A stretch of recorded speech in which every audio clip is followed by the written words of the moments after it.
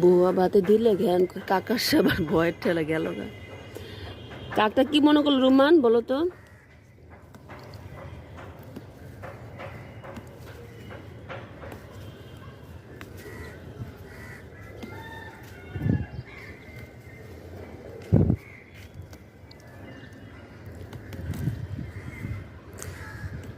পুরা ছেড়ে দেবে না, তাহলে গাছগুলো যে এইগুলো ফুলগুলো হবে না। ভাত আলু দিয়া কাঁচামরিচ বেশি করে বসাইছি, কিচ্ছু না, শুধু আলু কাঁচামরিচ আর লবণ। এটা যখন হয়ে আসবে একটু, তখন আমি শাকগুলো উপরে দিয়ে দেবো, হইতে থাকবে। পানিটা একটু শুকাবে, তারপর দেবো। একটু ছেড়ে দিলাম। 2-3টা পুঁই শাক আছে, এখন ঢেকে রাখবো।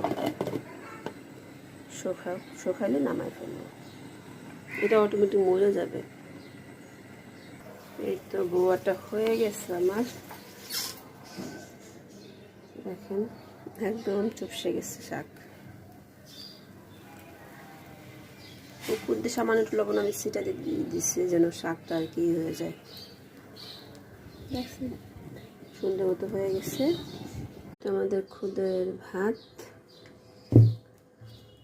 এটাকে সাইড করে নিই।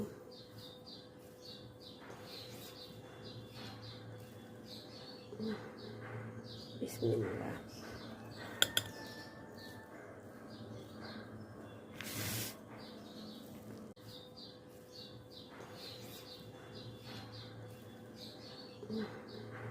বিসমিল্লাহ।